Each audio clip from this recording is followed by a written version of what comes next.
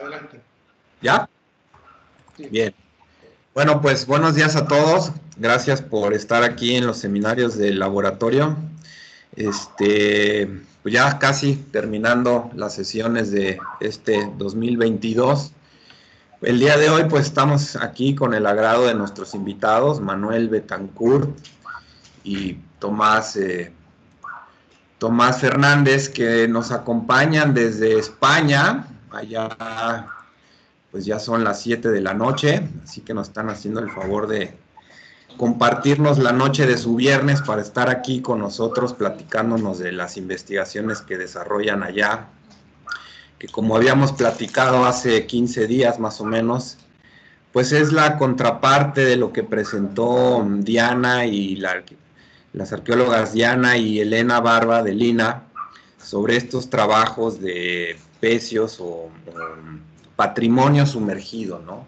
Entonces, aquí los doctores Manuel y Tomás nos van a platicar cómo es que utilizan muchas de las cosas que hacemos en el laboratorio de ingeniería, en este caso, pues como el transporte de sedimentos o corrosión marina, principalmente enfocado para patrimonio sumergido, ¿no? Tienen trabajos que están haciendo en conjunto con Diana y Elena.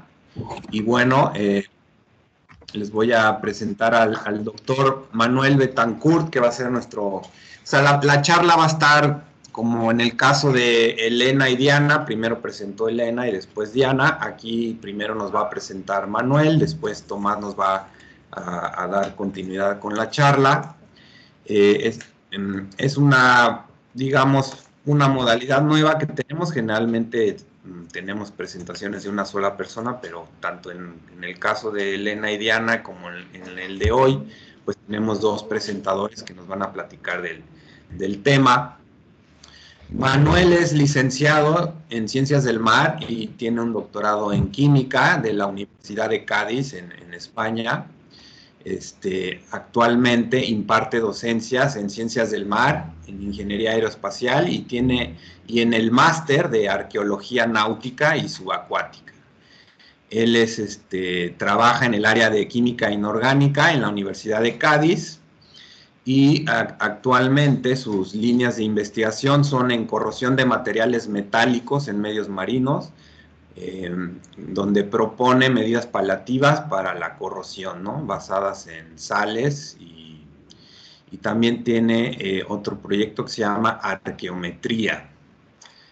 Actualmente es responsable en la Universidad de Cádiz del Laboratorio de Estudios y Conservación del Patrimonio Histórico. También conoce y maneja muy bien los vehículos autónomos marinos y además también él es parte de la unidad de buceo tecnológico y científico de allá. Tomás Fernández también es profesor, bueno, perdón, él también tiene una licenciatura en Ciencias del Mar y también hay un doctorado en Ciencias también de la Universidad de Cádiz. Actualmente es profesor del Departamento en Ciencias de la Tierra de la misma universidad desde el 2018. Tomás imparte docencia en Ciencias del Mar y Ciencias Ambientales, así como en los másters de Oceanografía y Arqueología Náutica y Subacuática, como Manuel. Sus actividades de investigación cubren riesgos costeros y el estudio de condiciones oceanográficas y su afección a la preservación y formación del patrimonio cultural subacuático y costero. Bueno, sin más preámbulo, vamos a dejar que ahora Manuel tome la palabra y no sé, Manuel, si nos podrías compartir ahora sí tu presentación. Bueno, pues es Muy todo bien. tuyo el audio. Como os comentaba, si me perdonad, voy a apagar la pantalla porque estoy teniendo algunos problemas de señal. Todo bien.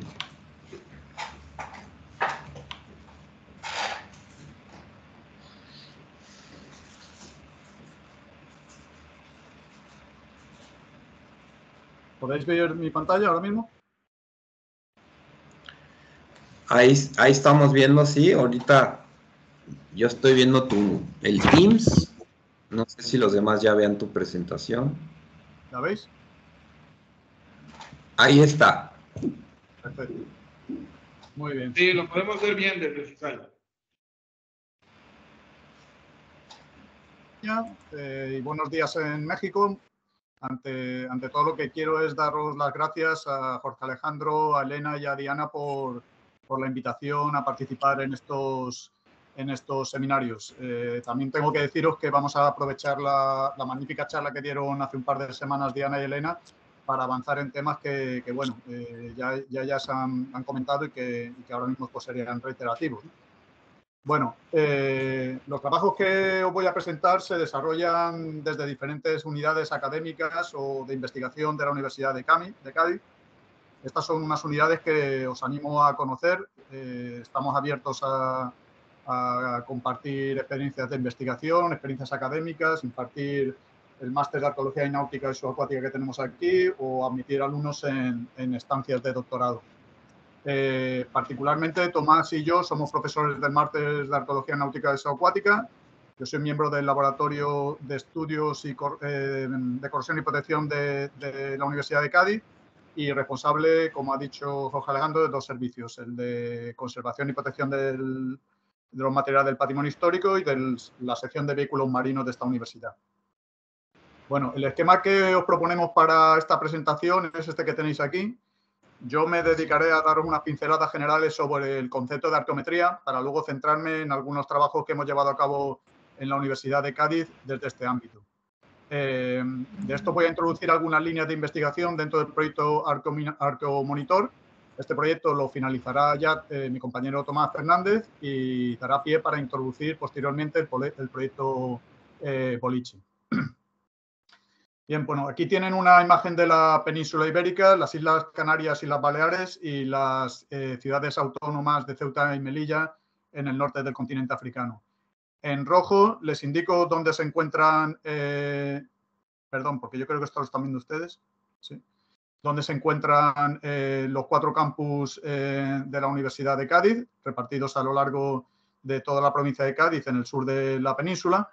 Y bueno, en conjunto estamos hablando en nuestro país de más de 3.500 kilómetros de costa, bueno, cuyos fondos, como ya pueden intuir, pues se encuentran llenos de una riqueza cultural enorme, compuesta por pecios, restos portuarios y constructivos, fondeaderos, etcétera, etcétera. Esto viene propiciado por la estrecha relación histórica que se ha mantenido desde las distintas culturas que han pasado por aquí con y por el medio marino, ¿no? Todos estos restos forman parte de nuestro patrimonio histórico y, como tal, están recogidos en el artículo 40 del título quinto de la vigente ley que tenemos sobre patrimonio histórico español de 1985 y, por lo tanto, protegidos. De los 2 campus de la Universidad de Cádiz, 2 se encuentran en el área Bahía de Cádiz. El área Bahía de Cádiz que represento en esta figura no corresponde conceptualmente con el marco geográfico que configuraba la bahía gaditana en la antigüedad, sino que bueno, es una delimitación administrativa de la Junta de Andalucía que le ha dado un valor de zona de servidumbre arqueológica por el valor que tiene aquí el patrimonio cultural subacuático y que va desde lo que ven al norte, que sería Rota, hasta la parte sur, que sería el castillo de Santipetri. Bueno, esto pues nos confiere una situación privilegiada y una oportunidad única para trabajar desde 2 ámbitos que, bueno, están íntimamente relacionados, como son la arqueología subacuática, una temática que, como ya he comentado, ya presentaron con mucho tino tanto Elena como Diana, y el ámbito de la arqueometría, que es lo que hoy presentaré, ¿no? Bueno, les voy a hacer una presentación general de qué consiste esto de la arqueometría. Desde el punto de vista etimológico, viene de la unión de 2 palabras de origen griego, antiguo y medida de lo antiguo, en definitiva. La primera definición moderna se debe a Iten del año 1961 y se interpreta como aquellas medidas realizadas sobre el material arqueológico. Posteriormente, Olin la define como la aplicación o interpretación de datos de ciencias naturales en estudios arqueológicos e históricos del arte, y Smith habla de la arqueometría como el análisis cuantitativo de los materiales arqueológicos. En paralelo, en 1974 se funda la revista Journal of Archaeological Science y se define la arqueometría como la ciencia o la arqueología basada en la ciencia. Yo particularmente no estoy muy de acuerdo con esta definición en cuanto a que para mí toda la arqueología debe ser entendida como una ciencia, pero bueno, ahí queda la definición que da esta revista. En particular, nosotros en el Laboratorio de Corrosión y Protección la definimos de una manera bastante más amplia. Esta definición es una definición propia y bebe de distintos autores y de nuestra propia concepción de lo que debe ser arqueometría. Una línea de investigación interdisciplinar cuyo objetivo es la caracterización de materiales del patrimonio cultural, la determinación de propiedades físicas y químicas, del tipo de tecnología empleada en su fabricación, su origen y datación, las huellas de su uso y los medios necesarios para su estabilización y posterior conservación. O incluso, esto es una parte importante, su localización. De esto hablaremos un poquito más adelante. Bueno, aquí tienen expresado de una forma más visual lo que para mí supone el concepto de arqueometría, ¿no? Es una relación, vamos a llamar una relación amorosa, que se establece entre líneas de las humanidades, como la historia o la arqueología, las áreas de las ciencias y las ingenierías y las bellas artes, como la conservación y la restauración. Bueno, ¿cuáles son los principales intereses y los campos de actuación de la arqueometría? En primer lugar, yo diría que los intereses son los que vosotros como investigadores tengáis, ¿no? En base a aquellas preguntas que deseéis responder vamos, esto al final conviene decir que la arqueometría es como un campo sin vallar, es decir, tantas preguntas nos hagamos, pues tantas soluciones habrá que buscar, ¿no? En base a sus intereses. En cuanto a los campos de actuación, bueno, estos sí han sido definidos por algunos autores. Se dividen en datación, análisis de los procesos físico-químicos de materiales, estudios paleoambientales, prospección geofísica y teledetección espacial, métodos matemáticos y estadísticos aplicados en estos estudios, de los que veremos algún caso. Y para mí también es importante la aportación que hacen Tite y SIS, incorporando la conservación de los materiales, ¿no? Como hemos hablado antes, y que vienen finalmente a representar ese triángulo amoroso entre todas estas disciplinas. Bueno, en un trabajo publicado por Montero Ruiz y sus colaboradores, ya un poquito desfasado, del año 2007, pero que de momento, bueno, no ha sido superado, se establecen una serie de parámetros en base a una revisión bibliográfica sistemática que realizaron sobre muchísimos trabajos. Respecto a la distribución de los contenidos temáticos, pues como pueden ver ahí, marcado en negrita, el 55,1% son materiales arqueológicos, como no puede ser de otra manera según la concepción que nosotros tenemos. Sin embargo, fíjense en que el resto de este porcentaje está ocupado por temáticas muy distintas que al final vienen a dar respuesta también al ámbito de la arqueología. En cuanto a la distribución de los periodos cronológicos a los que suele pertenecer el material estudiado, bueno, pues destacan lo que ahí se denominan los periodos históricos, entendidos como la Edad Media en Europa y los periodos coloniales para otras regiones. En este mismo trabajo se establece que los materiales arqueológicos más estudiados son la cerámica y los metales, por aquello de la permanencia que tienen en los propios sitios arqueológicos. Y respecto al caso concreto de los metales, pues aquí tienen las técnicas normalmente más empleadas, son la microscopía electrónica de barrido y la fluorescencia de rayos X. En el caso de los minerales, pues estaríamos hablando de las técnicas de difracción de rayos X o la espectroscopía infrarroja de transformada de Fourier. Bien. Si los trabajos son de análisis morfológico, que es algo bastante usual, las técnicas más empleadas vuelven a ser otra vez la microscopía electrónica de barrido y la microscopía óptica. En cuanto al origen de los autores, pues como ven, ganan por goleada los británicos, lo cual dice mucho de la apuesta a favor del patrimonio histórico que que se hace en Gran Bretaña. Y bueno, lamentablemente, bueno, pues España se encontraría dentro de ese 8,21% del resto de Europa occidental, con un porcentaje muy poco significativo dentro de estos autores, por unas causas que, bueno, merece la pena discutir en otro momento y que si quieren luego en la discusión pues les puedo aclarar. Finalmente, respecto a la procedencia de los autores, pues prevalece el continente europeo precisamente por la presencia de países como Gran Bretaña, Francia o Italia. Bueno, a continuación voy a pasar a presentarles algunas de las investigaciones que se han llevado a cabo en la Universidad de Cádiz. Las he dividido en estudios de caracterización, de estabilización y de conservación in situ. Previamente les voy a situar en un acontecimiento histórico que ya conocen y que tuvo lugar en aguas de Cádiz y que se vincula finalmente a muchos de nuestros trabajos. Se trata de la batalla de Trafalgar, que tuvo lugar el 21 de octubre de 1805 entre la escuadra inglesa de Nelson a bordo del Victory y la escuadra combinada franco-española comandada por el almirante Villeneuve a bordo del Bucentaure. Quédense también con el nombre del buque Bucentaure, que finalmente acabó hundido en aguas gaditanas. Quédense también con este nombre, que es el Fogué, de los barcos que participaron. Este es otro de los que permaneció posteriormente en nuestros fondos. Es un navío de segunda clase con 74 cañones y a lo largo de toda la exposición vamos a estar volviendo tanto sobre el Bucentaure como sobre el Fogué en distintos estudios que hemos ido abarcando. Bueno, el resultado de la batalla ya lo conocen. Vence la escuadra inglesa. Durante la batalla, este dato quizás no es tan conocido, se hunde un solo barco, el navío francés Achille, al que le explota la Santa Bárbara, pero quedan sin gobierno o en muy mal estado un numeroso grupo de barcos, sobre todo franceses y españoles. La escuadra combinada entra en retirada en Cádiz y estos barcos quedan hechos presas por los navíos ingleses.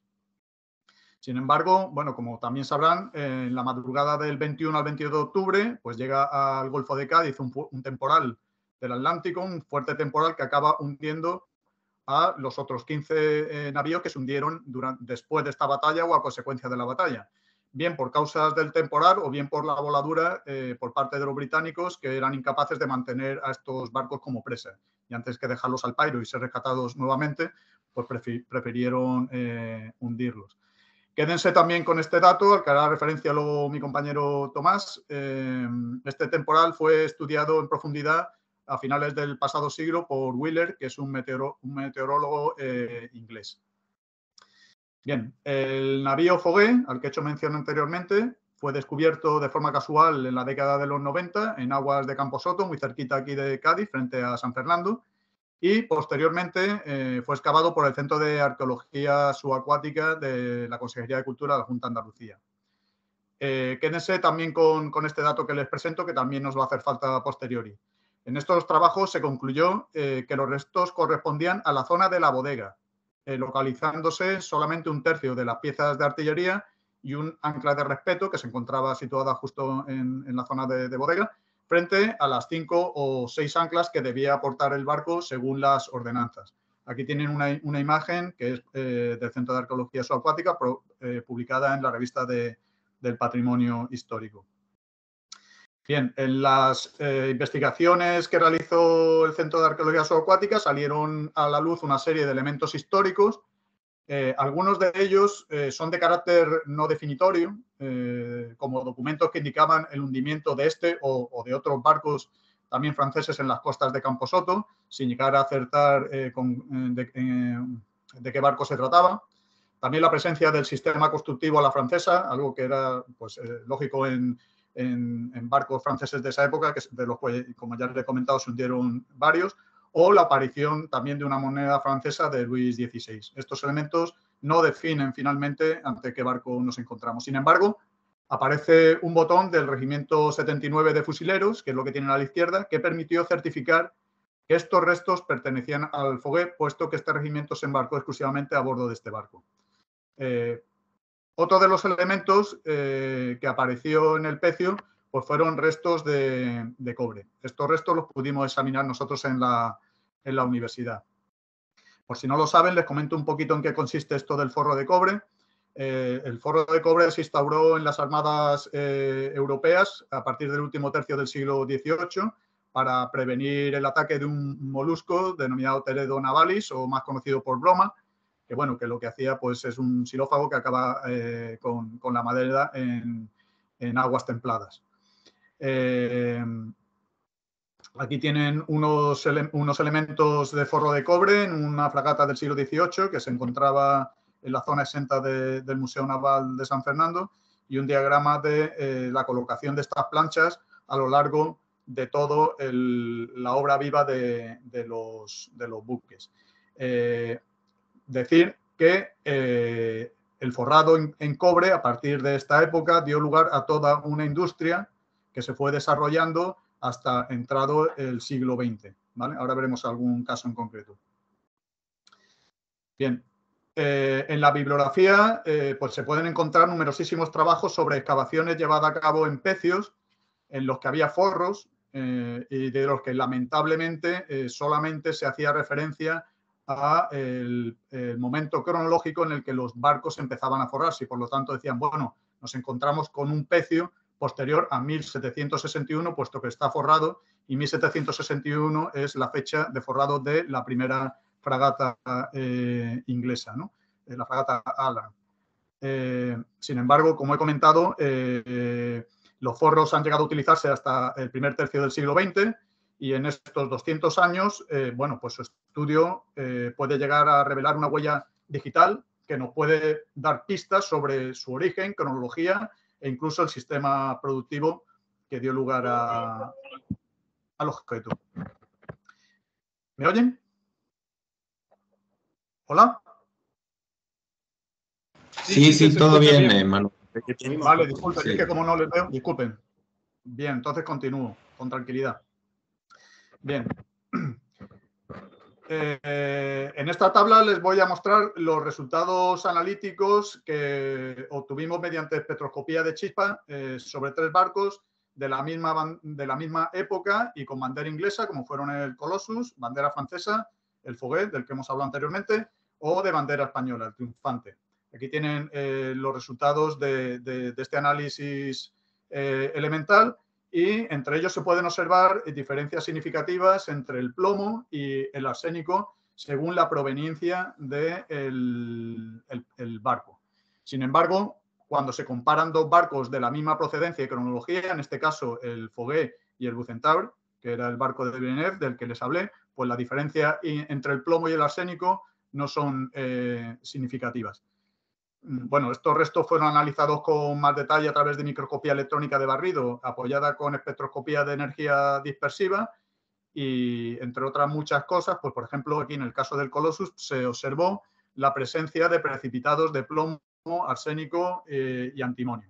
En el caso de los precipitados que aparecían en la matriz de cobre del Foguet o del Bucentauro, se observaban precipitados ricos en cobre, mientras que en los restos del navío español Triunfante los precipitados estaban enriquecidos en fósforo y arsénico. Bien, con estos datos y otros muchos de los que no les puedo hablar ahora por cuestión de tiempo, bueno, pues llegamos al final a elaborar el trabajo fin de máster de Abel Bocalandro, que, bueno, en su momento fue muy bien valorado, pero que yo hoy cogería con pinzas, ¿vale? ¿Por qué? Porque bueno, estos datos pudimos presentarlos también en el 4º Congreso Latinoamericano de Conservación y Restauración. Aquí ven quiénes éramos los 3 autores, el señor Bocalandro, la señora Julia Romero Pastor y yo mismo. Bien, lamentablemente, pues como ven en esta imagen, los 3 éramos especialistas, entrecomillados, en áreas de ciencias, tanto de la parte de materiales y química inorgánica como de mineralogía y petrología. Y, lamentablemente, como les decía, teníamos una cantidad ingente de información que se encuentra recogida en los archivos, como esta que tienen aquí. Pero, afortunadamente, nuestra amiga Diana Arano está realizando una tesis doctoral extraordinaria en este campo, y que estoy convencido que va a suponer un cambio en el paradigma en muchas cuestiones relacionadas con estos temas. La tesis doctoral se defenderá el año que viene y espero que puedan asistir ustedes en modo streaming como lo estamos haciendo ahora. Bien. Voy a cambiar de tercio y paso a otro tipo de trabajos realizados en la Universidad de Cádiz y vinculados en este caso a temáticas de estabilización. En julio de 2005 y coincidiendo con la cercana celebración del Bicentauro, el bicentenario de la batalla de Trafalgar, la Consejería de Cultura de la Junta de Andalucía instó al Centro de Arqueología Subacuática a completar una exposición con la extracción de 2 piezas de artillería de los restos del Bucentauro. Lógicamente, aquí lo que primaba era el fin político frente al fin documental o a la conservación de estos elementos. Pero bueno, finalmente los políticos mandan y eso es lo que hubo que hacer. Bien, el problema de estas piezas, perdón, disculpen, hay alguien que tiene el micrófono encendido y oigo reverberación. No sé si pueden apagarlo. Gracias. No. Gracias. Es que he escuchado mucha reverberación, disculpen. Bueno, como comentaba, ahí pueden ver en esta imagen cuál es el problema de la extracción de estas piezas cuando los tratamientos que se llevan a cabo no son adecuados. Y bueno, aquí lo que se produce es un proceso de desestabilización debido a las transformaciones que se producen en contacto con el aire de los productos de corrosión, que finalmente, en presencia de una alta concentración de cloruro, pues dan lugar al deterioro y fragmentación de las piezas, ¿no? El aumento de la velocidad de los... voy a poner la imagen completa para que se hagan una idea. El aumento de la velocidad de los procesos de difusión de estos cloruros, bueno, pues se consigue transformando los compuestos de hierro en otros compuestos más densos mediante un proceso de electrólisis. Arriba tienen un baño con un cañón del calibre 12 largo, que se trató en el Centro de Arqueología Subacuática, y abajo el esquema de funcionamiento. Nuestra propuesta en concreto, porque estos trabajos se estaban haciendo ya con bastante asiduidad en los laboratorios de conservación, fue el diseño de baños electrolíticos que trabajasen a bajas densidades de corriente. Eso lo que hacía era mantener el objeto en la zona de inmunidad del diagrama de Porvé, un diagrama termodinámico que conocerán, y permitía disminuir los procesos de evolución de hidrógeno sobre la superficie, que bueno, siempre son muy agresivos para las piezas. Además, lo que hacíamos era mantener siempre un control de la concentración de cloruros por debajo de los 50 ppm. Los datos de trabajo los tienen ahí reflejados.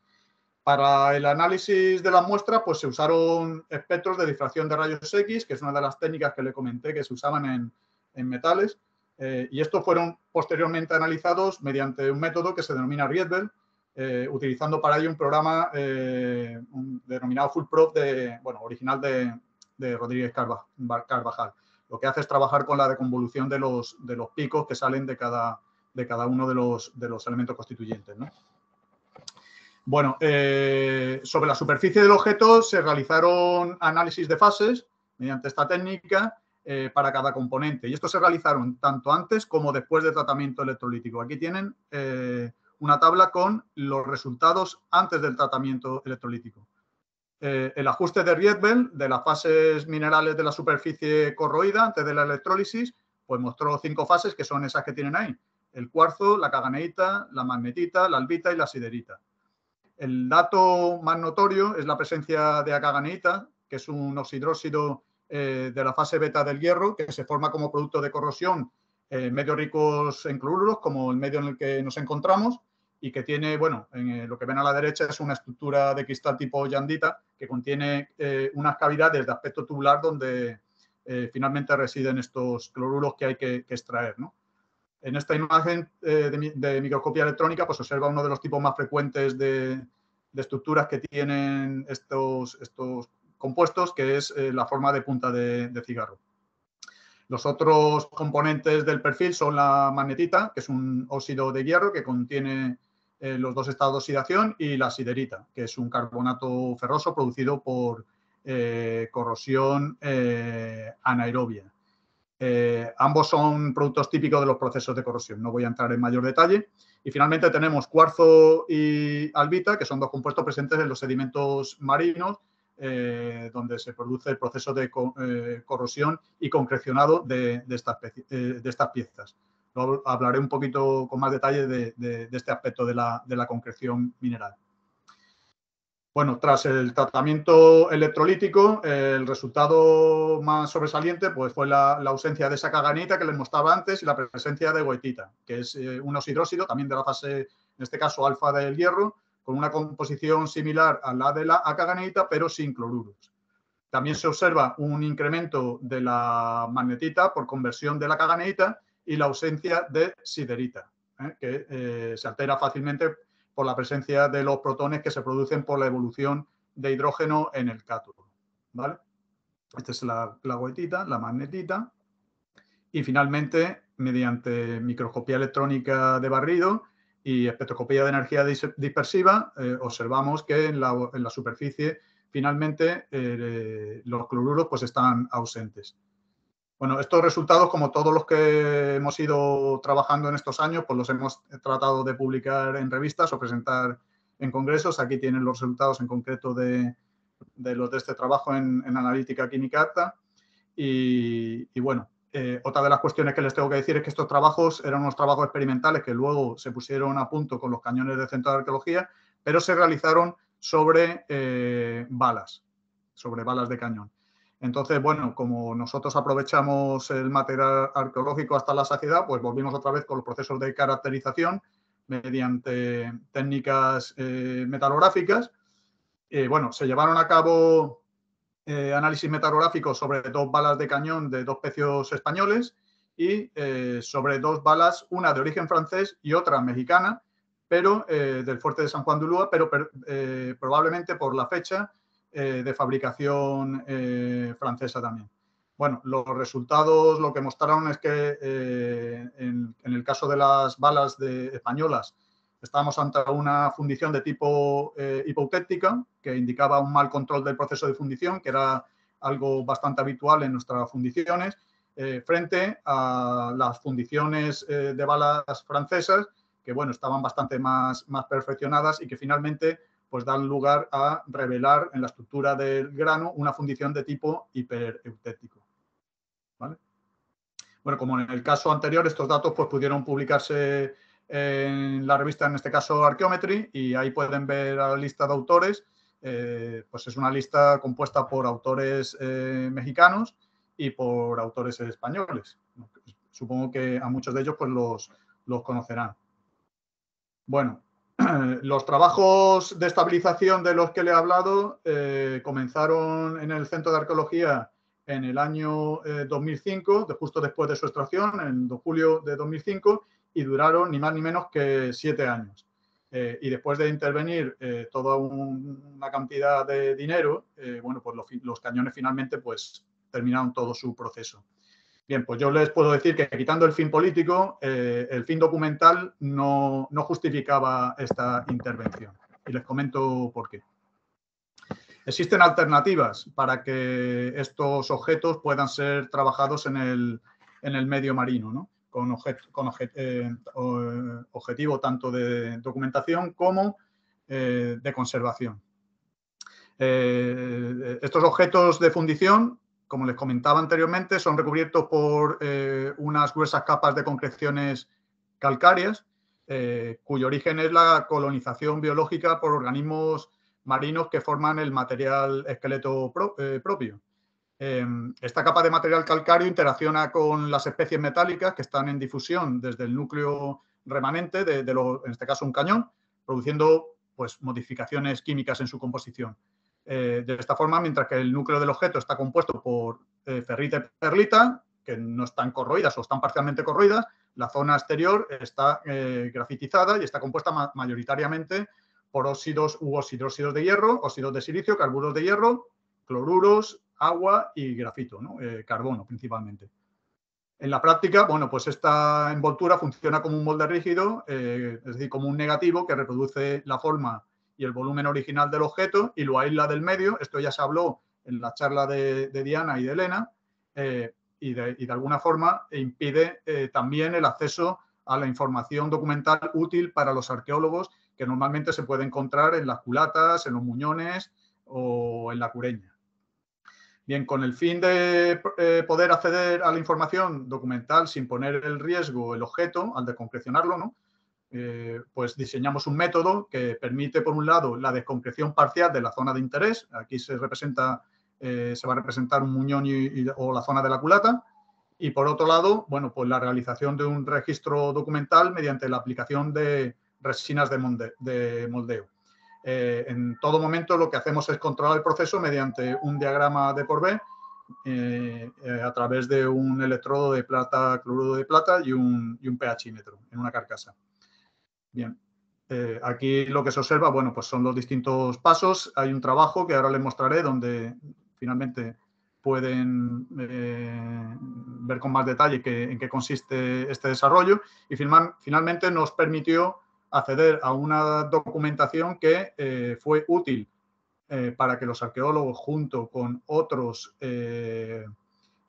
objetos documentales, bueno, pues identificasen de forma inequívoca de estos dos pecios, uno como el Bucentaure y otro como el Fogué.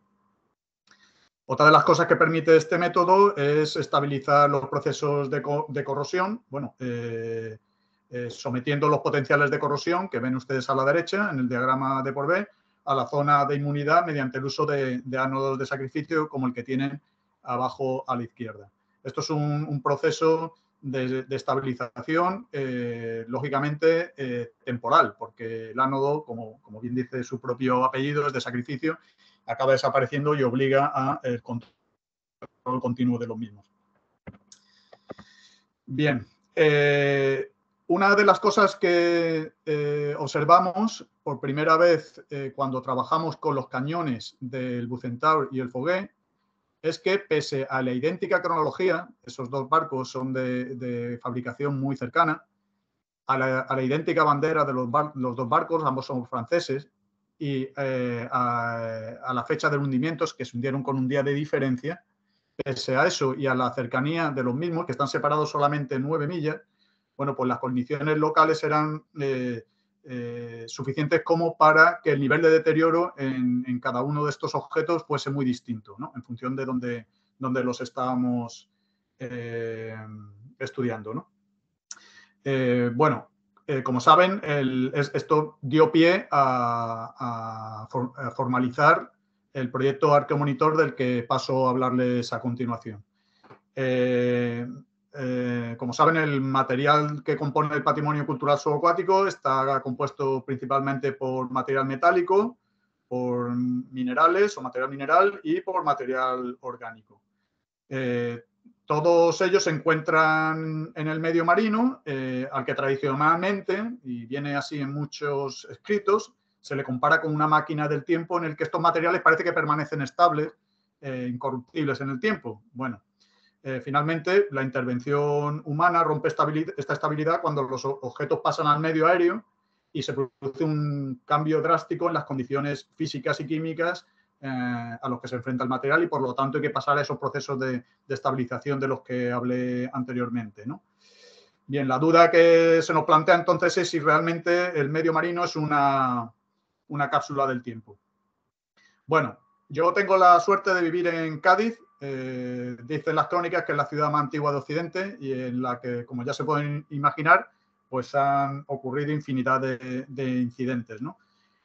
Afortunadamente, hoy contamos en la universidad con los intrépidos miembros del máster de Arqueología Náutica y Subacuática. Elena cursó este máster y esta transparencia seguramente le suene.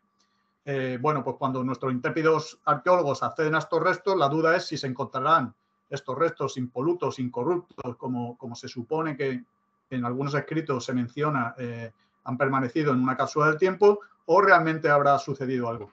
Bueno, la respuesta no es tan sencilla, ¿vale? Lo primero que hay que reconocer es el medio en el que tienen lugar estos procesos, que es ni más ni menos que el medio acuoso, que es un número inmenso, infinito casi, de de moléculas de agua formadas por enlaces covalentes entre el hidrógeno y oxígeno y relacionadas entre ellas por unas sutiles fuerzas intermoleculares que ya conocen, denominadas puentes de hidrógeno, que en la naturaleza solo se dan pues, entre el hidrógeno y el flúor, el hidrógeno y el oxígeno y el hidrógeno y el nitrógeno.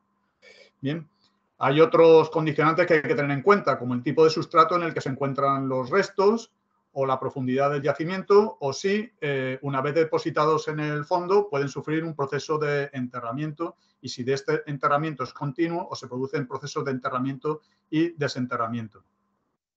Hay que tener en cuenta también la posible presencia de oleaje, de corrientes, la temperatura a la que se va a encontrar el agua, los procesos de evaporación y aumento de densidad de las sales, la presencia de unos u otros organismos que colonicen el sitio y las actividades del ser humano, y no me refiero solo al expolio, sino también a la obra marítima, a la modificación de aportes sedimentarios, etcétera, ¿no?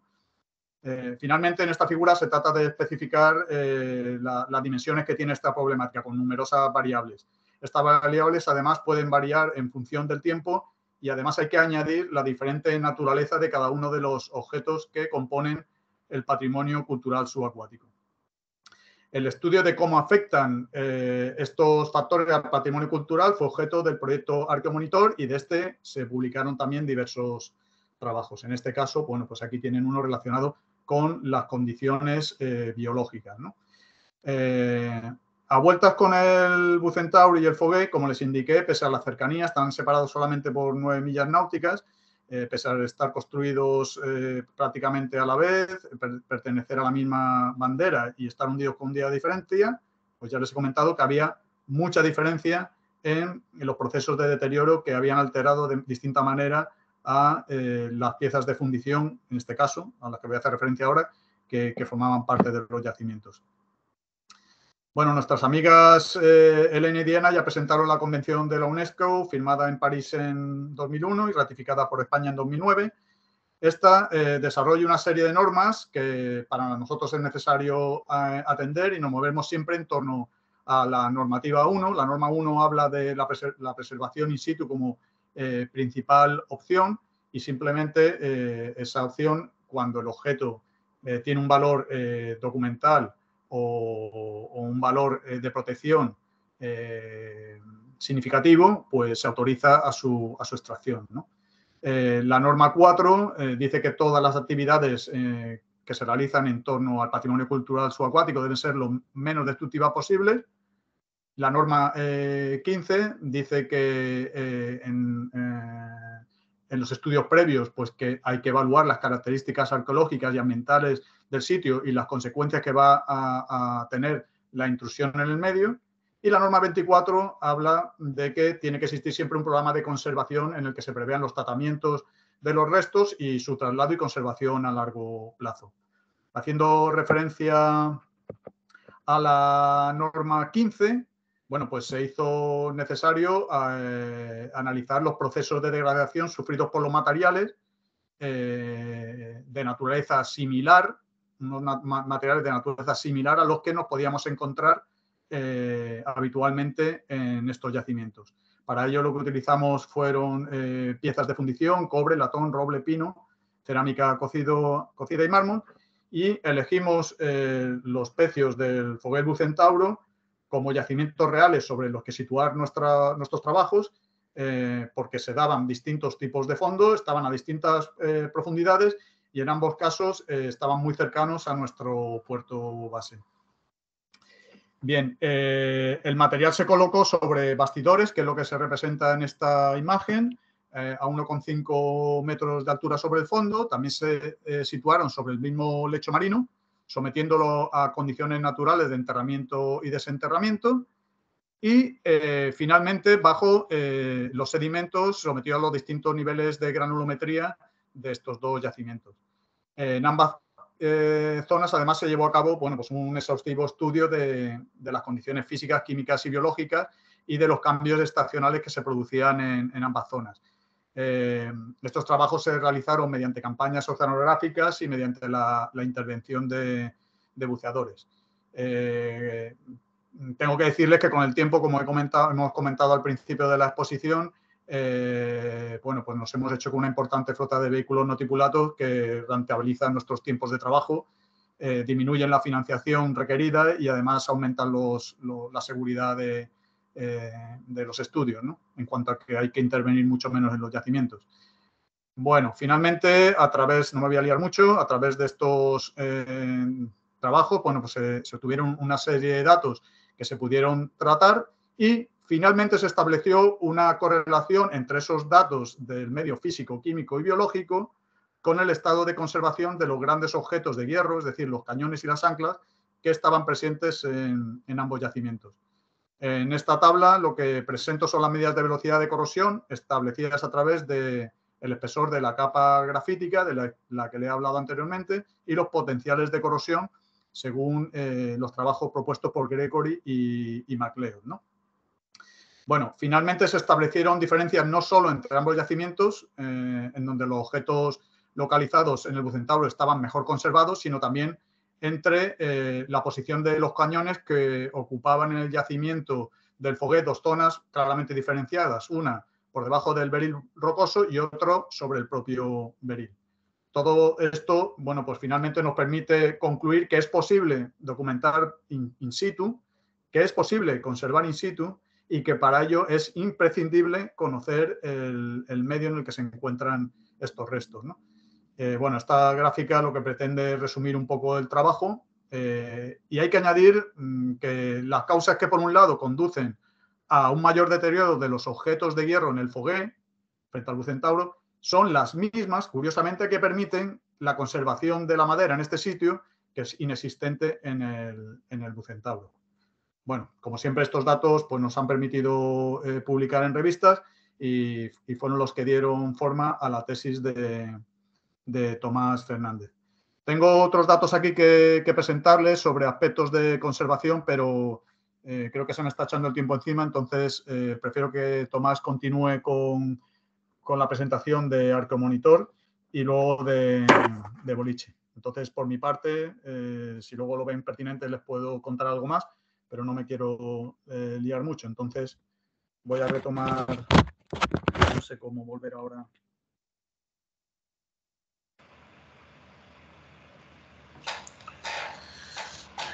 Bien, Tomás, pues yo creo que entonces nos podrías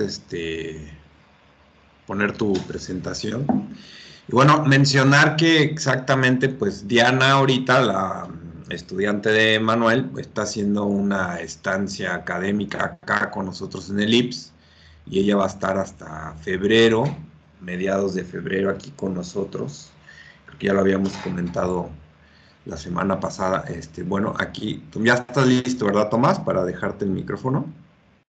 Está apagado tu micrófono. Sí, ahora activo. Yo creo que sí, ¿no? ¿Veis mi presentación? Sí, ahí se ve. Vale. Pues bueno, yo voy a continuar. Bueno, yo soy Tomás, nos presentó Alejandro. Yo soy oceanógrafo y me dedico básicamente a la parte costera de la oceanografía, la oceanografía costera o morfodinámica, ¿no? Entonces, la tesis, como ha introducido Manolo, mi tesis doctoral se realizó en el marco del proyecto Arqueomonitor, que Manolo ya ha introducido, y yo voy a presentar un poco una aplicación de estas herramientas del modelado numérico a la prospección o como complemento a la prospección de los yacimientos, ¿de acuerdo? En primera instancia, para finalizar con la parte, y luego os presentaré un poco el proyecto Boliche que acaba de empezar, o sea, llevamos poco tiempo y entonces os voy a contar un poco cuál es la filosofía del proyecto y la metodología, junto con algunos resultados preliminares que hemos podido obtener ya, ¿vale? Pues nada, paso un poco a presentar este ejemplo de trabajo donde los modelos numéricos se utilizan, como ya he dicho, como herramienta complementaria para la prospección de los yacimientos. Concretamente, volvemos un poco al yacimiento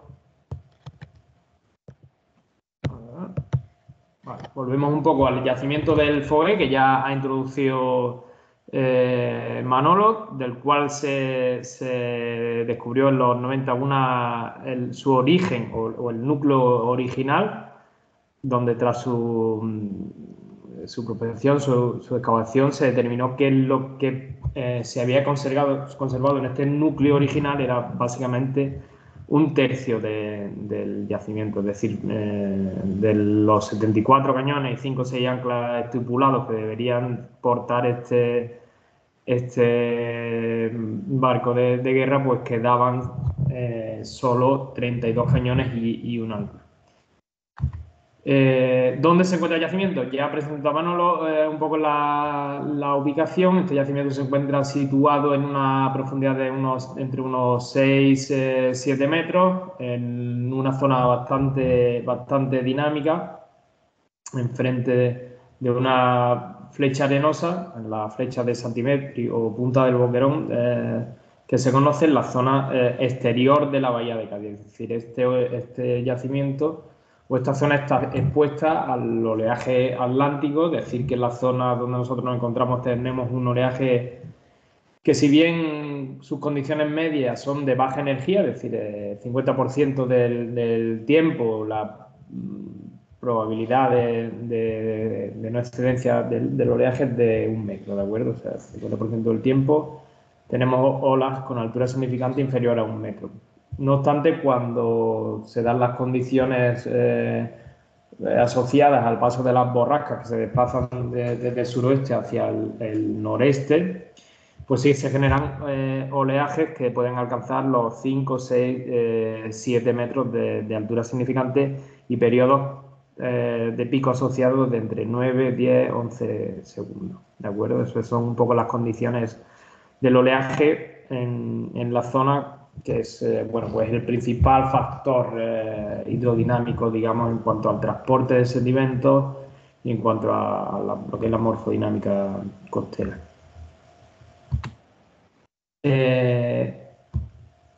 Tenemos, como hemos dicho, un barco que debería portar 74 cañones. Se encuentran tan solo 32 cañones en su núcleo original y tan solo un ancla, y por tanto tenemos 2/3 perdidos, ¿verdad?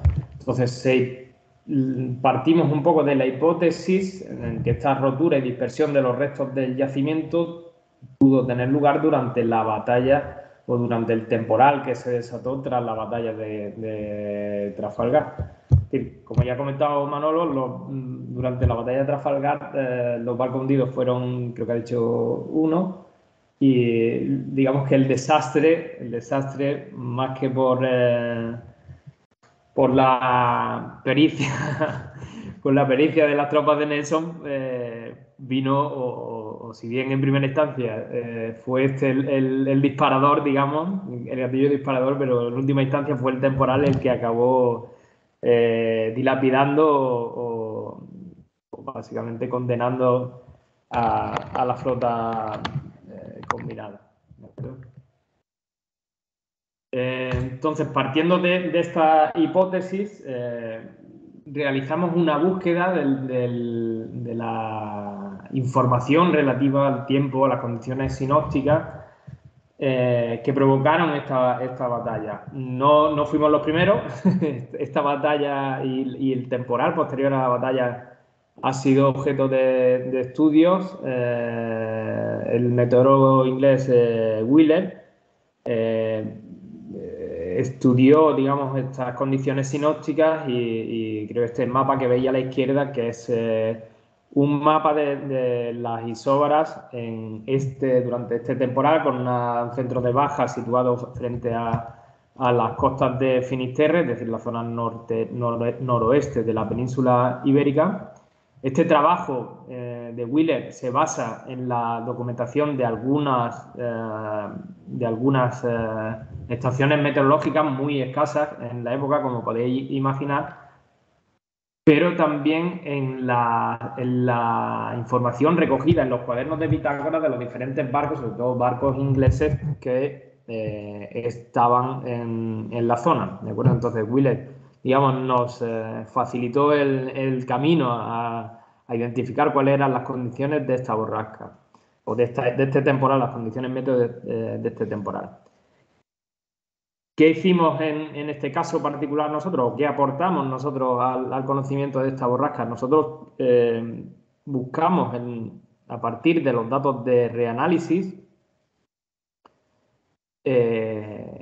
unas borrascas o unas condiciones sinópticas, es decir, tormentas que se asemejaran lo más posible a este evento que tuvo lugar en 1805. Nosotros en 1805 así encontramos una tormenta que tuvo lugar a finales de 2009, en diciembre de 2009, donde, pues como veis, aquí tenéis la altura de ola representada, el centro de bajas situado frente a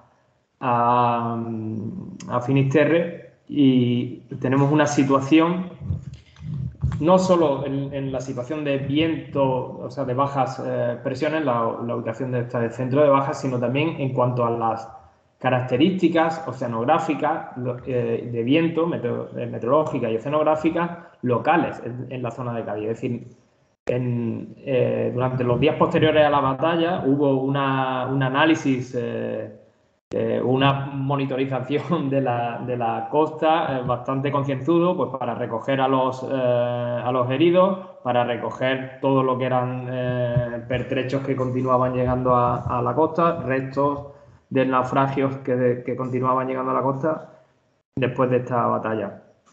Entonces, se recogieron desde esta vigilancia en puntos de la costa o diferentes torres vigías en la ciudad de Cádiz, se recogía información de las condiciones meteoclimáticas. Esta información, hay que decir, pues estaba basada en la escala correspondiente a la época, en la escala de Douglas, y aquí tenéis la superposición, digamos, de la transformación de estas condiciones de oleaje y de viento en la escala de Douglas, y las características en puntos suspensivos en verde. Tenéis las características de la tormenta o de la dirección, de la velocidad del viento en esta tormenta del 2009. Es decir, digamos que la evolución de la tormenta, de las condiciones meteoclimáticas durante la evolución de la tormenta es bastante similar. Así bien, cogimos esta tormenta para simular lo que podría ser, digamos, cuáles fueron las rutas o los paths que los diferentes restos del naufragio siguieron hasta alcanzar la costa, para tratar de calcular de esta manera la dispersión de estos restos del naufragio, y tratar de establecer un área de búsqueda o de prospección, o de reducir este área de búsqueda y prospección.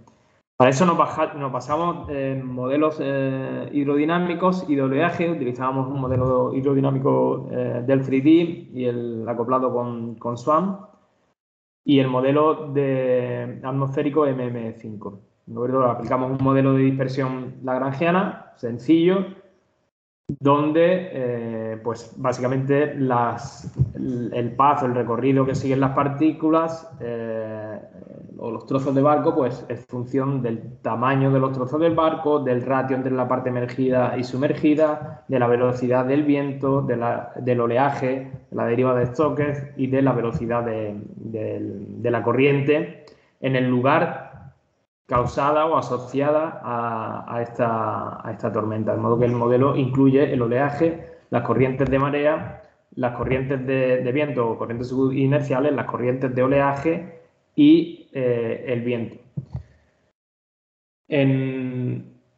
Realizando multitud de simulaciones, digamos, podemos calcular o establecer cuál es el centro de probabilidad o la zona con mayor probabilidad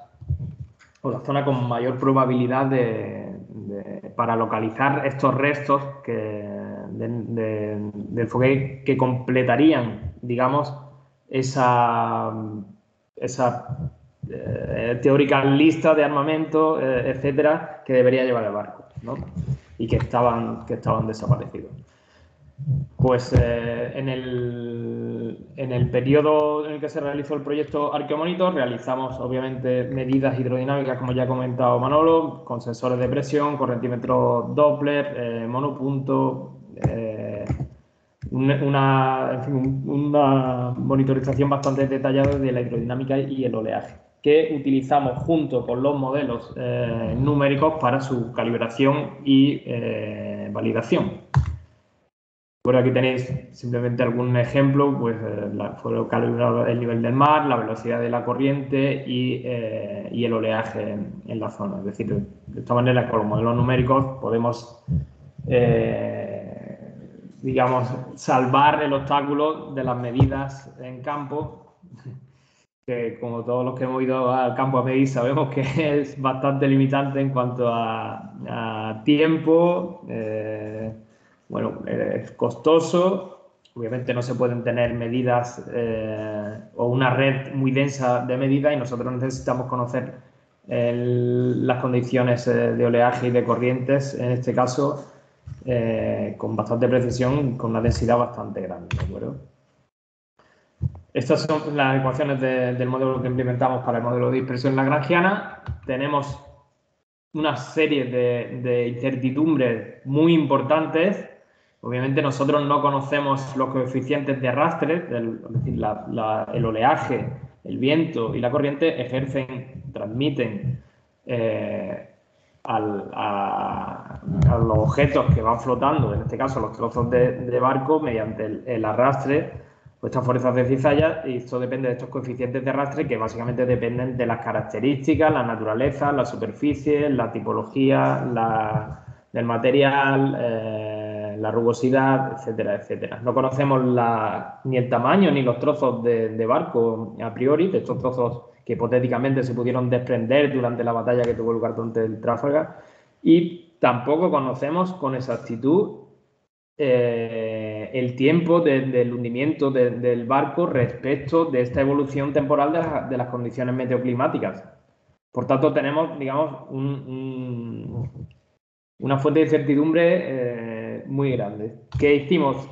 Pues básicamente adoptar un enfoque probabilístico en el cual nosotros lanzamos miles de partículas con una variación aleatoria en cuanto al rango de coeficientes de arrastre, en cuanto al rango del tamaño de las partículas y de su parte emergida o sumergida, digamos, de este ratio que controla básicamente cuáles son las fuerzas dominantes en cuanto al arrastre de estas partículas, si es el viento o es la corriente, y en el tiempo de hundimiento o el tiempo de rotura, ¿no?, de liberación de estas partículas del barco.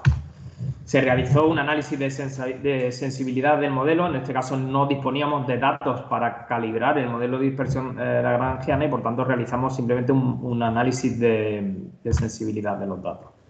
¿Qué obtenemos con este tipo de enfoque probabilístico? Pues una zona donde recogíamos todo el paso de las partículas, es decir, todo el track, digamos, de las partículas y su desplazamiento, marcando o indicando las zonas de mayor probabilidad de encontrar estas partículas, ¿de acuerdo? Se realizó una prospección geofísica con zonas de barrido lateral en la zona, encontrando cuatro núcleos de cañón. Aquí tenéis algunos ejemplos de ancla y de cañón en la zona de Camposoto, frente a la flecha de Camposoto, con magnetómetros, ¿de donde se identificaron estos grandes grupos como anomalías magnéticas por el volumen de material metálico que está asociado a la presencia de estas anclas y de cañones. Y se realizó también una inspección visual con georreferenciación, es decir, un buzo con GPS en una carcasa y una boya con la antena del GPS permitía localizar los diferentes restos o hacer una inspección visual para localizar los diferentes restos y tenerlos georreferenciados. De modo que si realizamos digamos, una comparación de lo que son estas plumas de zonas de máxima probabilidad identificadas, pues se aproxima bastante bien con la presencia de estos restos identificados. Aquí vemos además en la gráfica de la derecha cómo a medida que aumenta, digamos, el tamaño o sea, la entidad del grupo, en este caso el grupo 3 era el grupo que presentaba más número de objetos, sumando cañones y anclas, la probabilidad era mayor, ¿de acuerdo? Un ejemplo de cometa alúgea, como ha comentado Manolo, son el análisis de estos, o la utilización de estos forros de cobre para confirmar, digamos, que estos restos, que estos grupos de cañones y que se encontraron, pertenecían o tenían una composición que hacía indicar que pertenecían a los restos de este naufragio del Fauguet. Comparando este análisis y las características arqueométricas de unos restos de forro localizados en el núcleo original del Fauguet y los restos de forro que se encontraban también en estos pequeños núcleos localizados. Este es un ejemplo de cómo, digamos, los agentes marinos, ya sean, pueden ser en el momento del hundimiento o en un proceso postdeposicional, que se conoce como formación de sitio arqueológico postdeposicional, pueden provocar la descontextualización de estos objetos, haciendo, digamos, reduciendo la información arqueológica que podemos extraer de ellos, ¿verdad? Cuando los objetos se encuentran descontextualizados, pues es mucho más difícil ponerle nombre y apellidos, ¿no? Como un poco la combinación de estas técnicas de prospección, modelos numéricos y arqueometría, sin exclusión de ninguna, pues nos permite, digamos, hacer el camino o deshacer el camino andado por estos restos y ligarlos al núcleo original, disminuyendo este efecto de descontextualización provocado por los agentes meteoclimáticos y oceanográficos en la zona.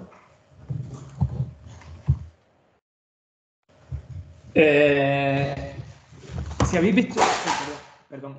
habéis visto un poco la disposición de estos restos, presentan una disposición paralela a la línea de costa actual, pero se encuentran alejados de la línea de costa actual, ¿no? Entonces, al ver estos restos y su orientación, pues seguimos planteándonos, ¿no?, la siguiente hipótesis, que fue ¿por qué están estos restos aquí si aquí no está la línea de costa en la actualidad?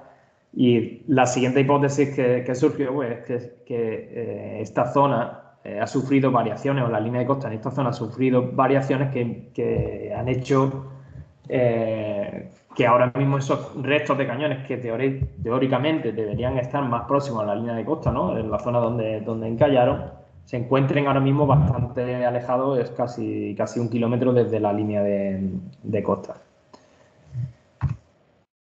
En este caso utilizamos información complementaria, como es la cartografía y la presencia de otros restos arqueológicos.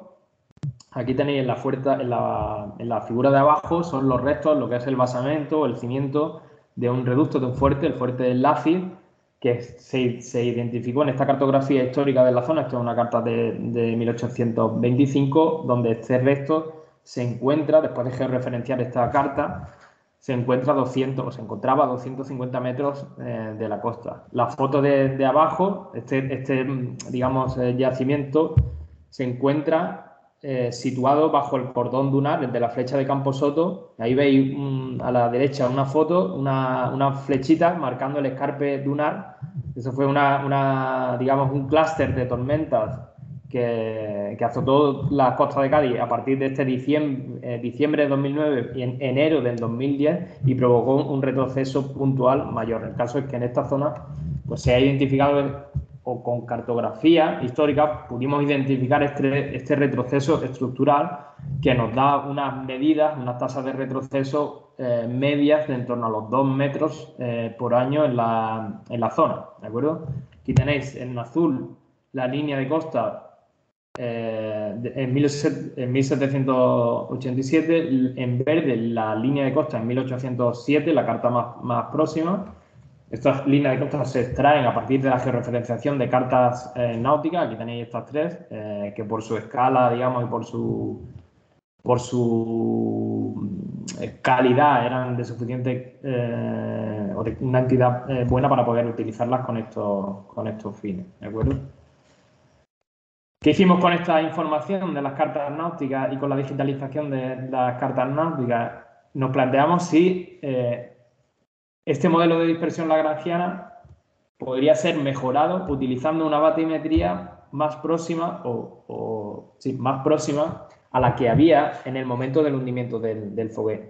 Y reconstruimos la paleobatimetría que había en este caso en 1823, que era una carta con bastante resolución que teníamos en la zona. Esto no se puede hacer en todo sitio, obviamente. Cádiz ha sido un puerto crucial, ha sido una zona por su situación geoestratégica, y hay cartografía abundante y de calidad suficiente para hacer esta hipótesis. Obviamente, nosotros aplicamos en primera instancia un modelo de dispersión lagrangiana utilizando la batimetría que había en 2011, la que conocíamos. Y ahora probamos con esta batimetría o paleobatimetría para realizar de nuevo estas simulaciones de la dispersión lagrangiana. Entonces, aquí veis un poco el resultado comparado. Tenemos en 2011 los puntos rojos que veis son los restos de cañones que habíamos encontrado, y la nube en color, el rojo, también marca la máxima probabilidad, es decir, dónde encontrábamos cuál es la zona de mayor densidad de puntos donde acababan estas partículas que nosotros liberamos en la zona del núcleo original. Si veis, obviamente la simulación realizada con la batimetría o con la paleobatimetría reconstruida en 1800, correspondiente a 1823, que es decir, no es la de 1805, pero es bastante más próxima, obviamente, a la de 2005. Yo tengo por aquí alguna, solamente para mostrar un poco cómo recogíamos un poco esta información, ¿no? Nosotros íbamos soltando partículas y nos quedábamos con la posición final de estas partículas. Definíamos la posición final cuando el tamaño, digamos, el calado aleatorio de estas partículas era inferior a la batimetría, entonces obteníamos esa posición final de las partículas. Como veis, con esta mayor densidad en estas zonas es con las que elaboramos estas curvas de probabilidad. Oye, ¿Sí? Tomás, creo que dejó de compartir tu pantalla, o no sé si los demás la están viendo. No veis nada, ¿no? A ver, Gonzalo. No, se dejó de compartir, evidentemente. Se dejó de compartir, tampoco veo nada. Vale. A ver. ¿Ahora? Sí, ¿Ahora ya se se ve? ve. Ahí está. Perdón, disculpad, que salí de la presentación del PowerPoint, porque es un vídeo de las simulaciones que tengo aparte. Entonces, estaba simplemente comentando un poco cómo realizamos estas simulaciones, ¿no? Nosotros liberamos cada 2 horas, cada 2-3 horas, un número X de partículas que tienen un tamaño variado y unos coeficientes de arrastre variados, de manera que las condiciones meteorológicas también son variadas, como decía, para minimizar esta incertidumbre que el trabajo presentaba, ¿no? Planteaba. Y aquí veis cómo se van, digamos, depositando estas partículas, generando zonas preferenciales o zonas de mayor densidad.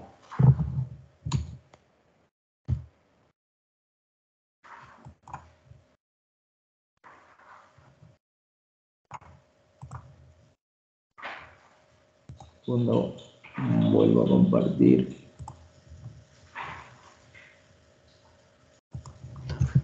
De acuerdo, dando lugar un poco. ¿Qué nos permite además reconstruir la línea de costa? Reconstruir la línea de costa con estos datos históricos. Es decir, nosotros, la evolución de la línea de costa se realiza normalmente, ¿no? Los datos disponibles pues son fotografías aéreas para el análisis a corto, medio plazo, y pues los primeros vuelos son del 2000, de 1950. Aquí en España, 1954, 56, creo que es el primer vuelo, que es, por cierto, un vuelo americano, obviamente, con fines militares, pero que ha permitido realizar muchos estudios, porque ya ha pasado un tiempo suficiente. Nos permite analizar, ¿no? Digamos, hacer un análisis paleoclimático. Aquí vemos algunas informaciones que se trajeron del estudio con estas variaciones de la línea de costa y la relación que existe entre la evolución de la línea de costa en la zona y el índice climático, la NAO invernal, en este caso, que marca el paso de las borrascas. Cuando es muy negativa, o cuanto más negativa es, las borrascas tienden a pasar más al sur, y cuando es positiva, pues digamos que es su ruta habitual y pasan al norte, es decir, son las borrascas que pasan por Inglaterra, si queréis, ¿no? Entonces, teniendo este tipo de información arqueológica, solo un ejemplo en el que digamos que desde la oceanografía se puede aplicar, se pretende, o lo que pretendemos, ¿no? Un poco la filosofía de estos trabajos que ha comentado Manolo y de los que seguimos haciendo es poder aportar desde la oceanografía a la arqueología, pero pretendía solo mostrar que desde la arqueología también se puede aportar mucho a la oceanografía, ¿no? En este caso para la reconstrucción de condiciones meteoclimáticas, posiciones de la línea de costa, etcétera. Tomás, creo que ya nos estamos pasando un poquito del tiempo. No sé si te falta mucho todavía o si podemos acabo porque tengo algunas, si os parece, con el proyecto Boliche, simplemente para presentarlo, para presentar algunas, cuál es la filosofía un poco del proyecto. Si os parece, en 10 minutos no tardo mucho, ¿vale? Brevemente, Alejandro, no sé si hay tiempo todavía o no. Sí, dale. Lo que no estoy viendo es tu pantalla, otra vez se dejó compartir. La comparto yo ahora. Sí, ¿ahora estamos? ¿Ahora la veis? Sí, Tomás, se ve. Vale. Muy rápidamente, Manolo ha hablado ya de cómo afectan las condiciones climáticas, las condiciones oceanográficas a la conservación del patrimonio arqueológico subacuático, y nosotros nos preguntamos, después de este proyecto Arqueomonitos, cómo van a afectar el cambio climático. Es decir, cuando estas condiciones cambien, cómo va a afectar este cambio climático a la preservación in situ del patrimonio costero. En este caso nos centramos en el patrimonio costero, la zona litoral, desde donde el fondo comienza a sentir el oleaje, hasta la zona donde alcanzan los temporales. Y consideraremos, digamos, en este proyecto, en el proyecto Boliche, tanto patrimonio cultural litoral emergido como sumergido, ¿de acuerdo? Manolo ya ha introducido un poco estas reglas de la Convención de la UNESCO y la Convención para la Conservación, que hablan expresamente de considerar estas condiciones ambientales como amenazas y la necesidad de su análisis. Aquí tenéis algún ejemplo del Puente Canal, que es una zona que une un castillo icónico en Cádiz y que fue destruido durante un temporal en Esma, que fue el último gran temporal que azotó las costas de Cádiz en 2018, y cómo, digamos, este patrimonio cultural se está viendo amenazado por los eventos extremos, y en algunos casos, dependiendo de la localización, pues el cambio climático puede aumentar la frecuencia o aumentar la intensidad de estos eventos extremos. Por tanto, el objetivo del proyecto es evaluar el impacto que tienen las condiciones ambientales en el patrimonio y el impacto específico del cambio climático, ¿de acuerdo? Estos son algunos paquetes de trabajo de cómo está organizado el proyecto. nosotros vamos a aplicar una filosofía de reducción de escala, aumentando la precisión, digamos, y la información, dado que la disponibilidad de información ambiental es mucho mayor a escalas más pequeñas, y trabajaremos a escala de Andalucía, a escala regional, local, en 2 bahías que se caracterizan por una presencia muy importante de restos arqueológicos y 2 yacimientos pilotos, el Fogué, que ya hemos comentado, y Baelo Claudia, que tenemos después. ¿Qué ocurre? Normalmente nosotros tenemos las proyecciones a escala global, es decir, los modelos, las proyecciones climáticas no se suelen realizar a escala regional.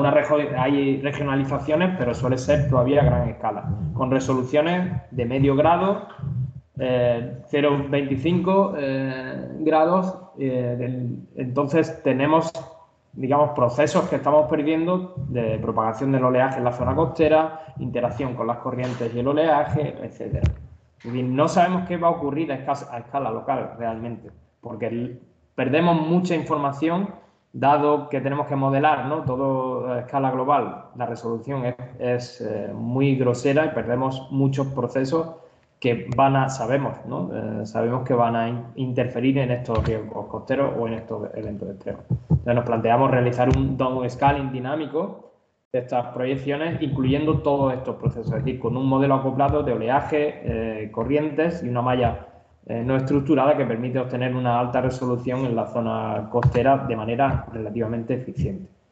Una vez que conozcamos las variables con precisión, cuáles van a ser las variables ambientales en esta zona donde estamos trabajando, vamos a evaluar cuál va a ser el impacto en el patrimonio arqueológico subacuático y emergido del cambio en estas variables, ¿de acuerdo? Mediante ensayos de laboratorio, como el que veis aquí con estas peceras, donde digamos, evaluaremos cuáles son la degradación con estas variables incluidas en el cambio climático, ¿de acuerdo?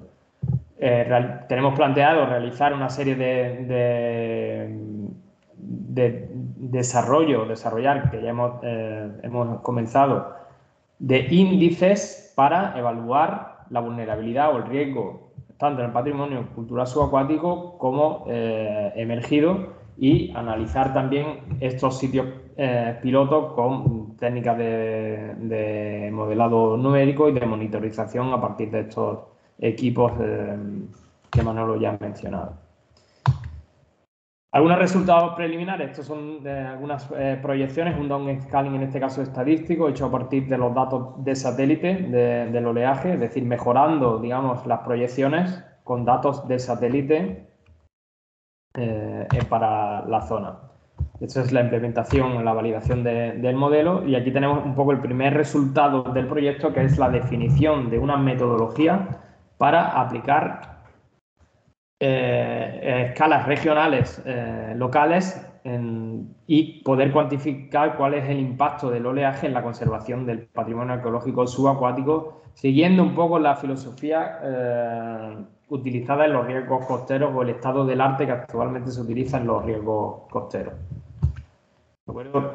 Esto es su aplicación a la bahía de Cádiz, donde nos ha permitido identificar 6 sitios, en este caso 2 yacimientos que están en peligro por la abrasión que produce el sedimento cuando es resuspendido por el oleaje, porque genera un efecto abrasivo que elimina estos productos de corrosión y daña el material. También produce este oleaje un proceso de descontextualización importante en objetos pequeños, perdiendo toda esta información arqueológica, y, si cabe, más importante, puede provocar fenómenos de scoring por esta interacción entre el flujo orbital del oleaje y las estructuras, cañones o restos del casco, que produce el desenterramiento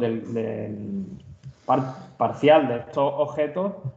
Puede provocar la pérdida, pero además cambia las condiciones geoquímicas o físico-químicas y, por tanto, incrementa, digamos, o puede incrementar potencialmente el daño que sufren estos objetos. Este artículo ha sido, o esta metodología ha sido validada, testada comparando los valores del índice de riesgo que nosotros hemos obtenido para los diferentes o para las tasas de erosión provocadas por el oleaje y las tasas de corrosión que Manolo ha mencionado anteriormente, que se calcularon en los yacimientos del Fogué y del Bucentaure. Digamos, mostrando una buena correlación entre los índices, es decir, a índices más altos, las tasas de corrosión medidas son más altas, y mostrando un poco que la metodología es válida para representar siempre con la escala y las limitaciones inherentes a la escala, cuáles son estos riesgos o este impacto que el oleaje causa en el patrimonio arqueológico subacuático. Esta investigación ha sido recientemente publicada en Frontiers in Marine Science y la tenéis disponible, que se puede descargar si queréis conocer un poquito más a partir de esta metodología para aplicarla en otros sitios. Y nada, con esto súper rápido, introducción de boliche, acabamos. Listo. Pues muchísimas gracias a Tomás y Manuel. La verdad que casi no nos queda tiempo para preguntas, pero vamos a dar tiempo a lo mejor a alguien por ahí que quisiera preguntarle algo a nuestros presentadores. Se nos vino muchísimo el tiempo, pero por ahí alguien del público que quieran preguntarle algo a Manuel o a Tomás. No, creo que por ¿Algún comentario? Los estudiantes. Ok. Bueno, pues yo sí quería preguntarle aquí a Tomás, bueno, de lo que nos estuvo mostrando, que está interesantísimo. Pues probablemente podríamos ver la factibilidad de hacer algún tipo de análisis así, de modelado y de reproducción histórica, tal vez para pues varios pecios que tenemos aquí en la península de Yucatán, que sobre todo pues lo deben de conocer mejor Elena o Diana, y ver cómo de alguna manera, pues con las mediciones que podamos, por ejemplo, esta dispersión que hicieron, Tomás, de los cañones o todo esto que vieron de los barcos de el Fogué, ¿no? Creo que se llamaba. Sí. En las mediciones que hicieron en campo del ADCP y eso, ¿lo usaron básicamente para validar un poquito el modelo o como para qué usaron esos datos?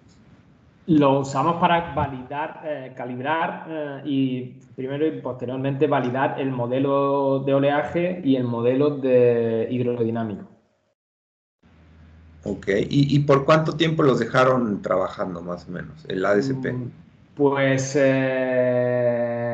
ADCP estuvo, ¿cuánto tiempo estuvo? El ADCP estuvo un mes en los dos yacimientos que ha mostrado Manuel. Aquí se ha mostrado uno, y luego lo que hicimos fue combinar, digamos, el correntímetro electromagnético y sensor de presión para obtener el espectro de oleaje también en la zona, y estas medidas con correntímetro electromagnético y sensor de presión, al ser equipos más manejables, digamos, las realizábamos con mayor periodicidad, es decir, las dejábamos 15 días quizá midiendo, pero íbamos a medir pues al menos 4 o 5 veces al año.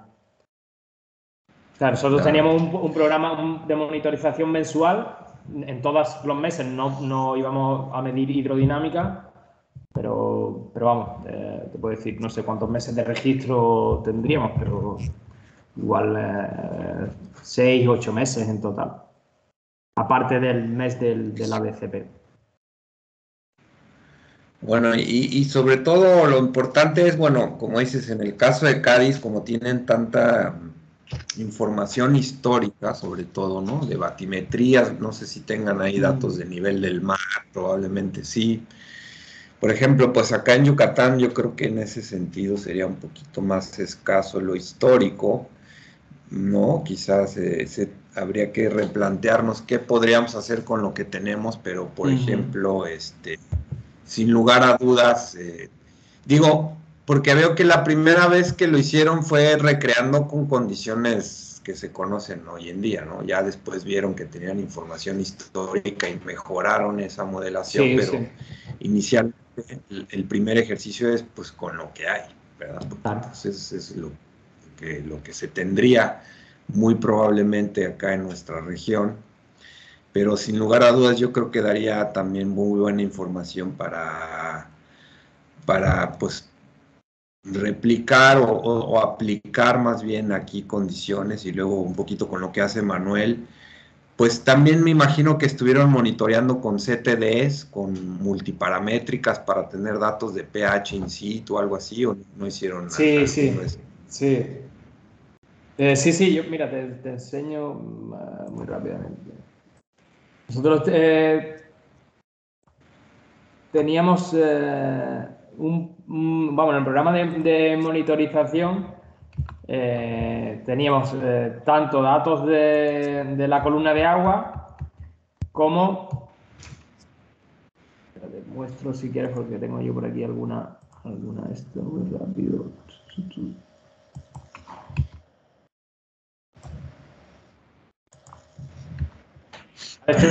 Durante todo el periodo de Arqueomonitor, ¿cuál fue la monitorización? ¿De acuerdo? En los dos yacimientos. Nosotros medíamos hidrodinámica, condiciones, conductividad, temperatura, salinidad, pH, redox en la columna de agua. Hicimos una monitorización biológica también, en este caso de la colonización de planchas que habíamos introducido, es decir, de probetas de diferentes materiales, en los que un compañero, Manuel Duarte, contabilizaba, digamos, la evolución o estudió cuál es la evolución de la comunidad bentónica en estas planchas metálicas o de madera. Luego realizamos también una monitorización bastante importante porque al final era una de las variables que más influía de los cambios morfodinámicos en torno a los yacimientos. Realizando batimetrías multi-haz y batimetrías mono-haz también en diferentes periodos para evaluar cuáles serán los cambios morfodinámicos en torno a estos yacimientos. Igual al sedimento, monitorización de sedimentos y geoquímica también. Sacamos algunos cores, como el que veis ahí, y medíamos información. pH, potencial redox. Pues entonces tienen bastante información, ¿no? Estuvieron monitoreando bastantes parámetros. Sí, eso se extendió, la monitorización se extendió casi 5 años al final, casi 5 años completos y vamos, el mar es un poco desagradecido en muchas ocasiones, pero bueno, Claro. la verdad es que un poco con perseverancia pudimos recoger una cantidad de datos bastante importante. Vamos, en nuestra zona no hay monitorización de yacimientos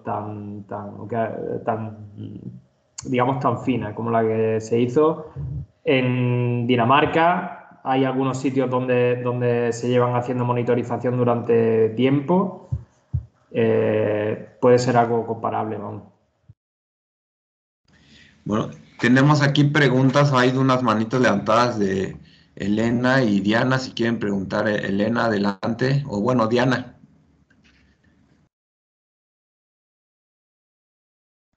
Creo que no te oyes, Diana. No, creo que es primero que responda Elena y ya luego yo hago un comentario. Ok.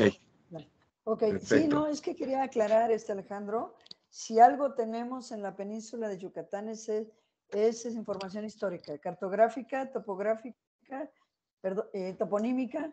Vaya que si algo nos dejaron durante el virreinato, nuestros compañeros del pasado españoles, pues fue una cartografía extensa, a detalle, y además que va evolucionando.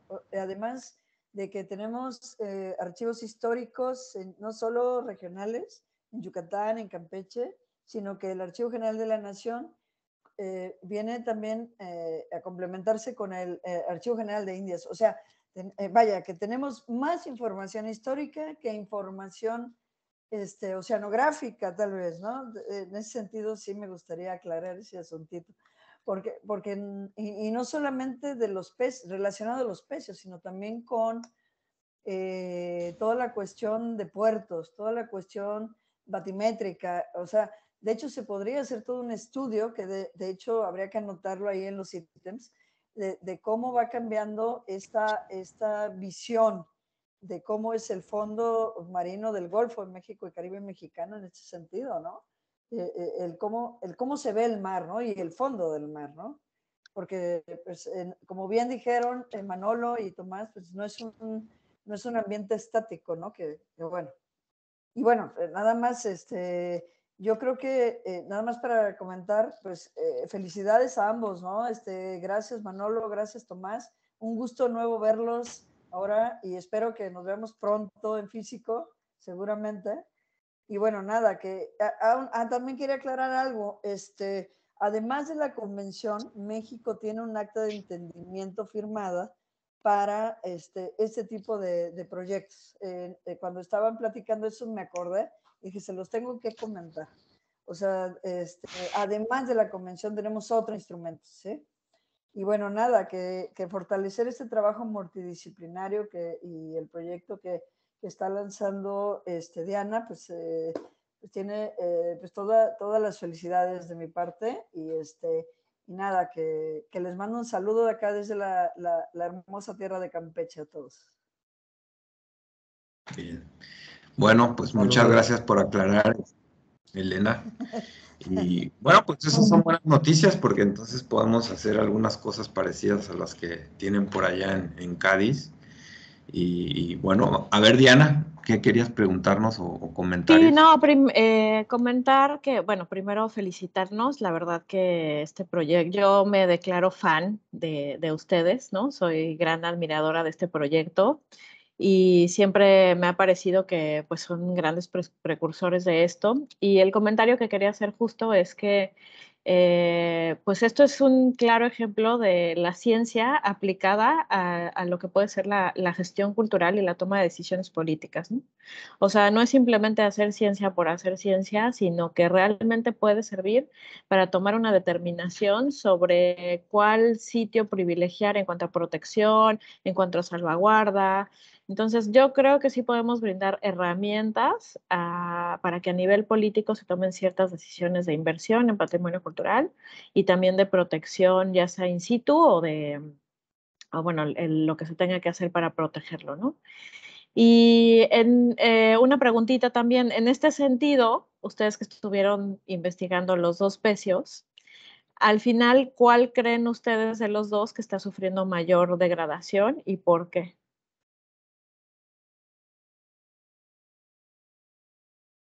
Bueno, si me permites, os puse una presentación, en la presentación una transparencia donde se mostraba el efecto que la dinámica y la granulometría, la suspensión de esos sedimentos está teniendo sobre los objetos de fundición que hay en el Fogué y en el Bucentauro.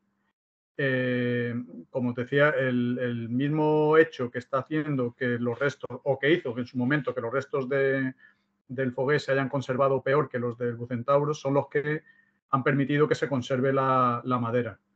La madera en el Fogué en general está enterrada, pero hay acontecimientos energéticos importantes que en un momento dado eliminan esa suspensión. Eso en su momento tuvo que servir para degradar bastante el material que estaba fuera del sedimento, ¿no? Sobre todo en la zona del beril y arriba del beril, pero es lo mismo que ha permitido que la madera, cada vez que se pone otra vez en contacto con la columna de agua y vuelve a ser colonizada por broma, pues rápidamente el propio colapso con sedimentos haga que finalmente el yacimiento se conserve mejor por ahí, ¿no?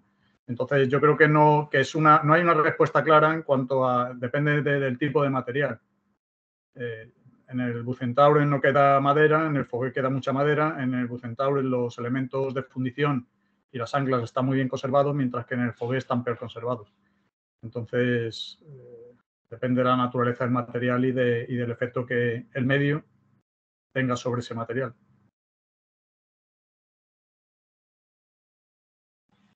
Gracias. Bien. Entonces, ya no tienes preguntas, ¿verdad, Diana? Porque quedó tu manita ahí levantada. Creo que ya no habría más comentarios o preguntas por parte del público. Pues bueno, pues sin más, entonces me queda de despediros a todos, darles las gracias por la presentación a Manuel y a Tomás, y a todos los que nos acompañaron aquí en este seminario del día de hoy, pues pues muchas gracias a todos y muchas gracias a los presentadores, muy interesante el tema, y pues seguiremos abordándolo y explorando ahora como una nueva línea de acción en el IPS, a ver qué podemos lograr con el INA, la Universidad de Cádiz y con la UNAM. Estamos emocionados de ver que podemos ir avanzando en este proyecto. Pues muchísimas gracias a todos y Gracias. adiós España, adiós Campeche. Para todos. Hasta luego. Gracias a vosotros. Gracias y hasta luego. Gracias. Hasta luego. Gracias. Bye, bye. Bye. Gonzalo Fernández.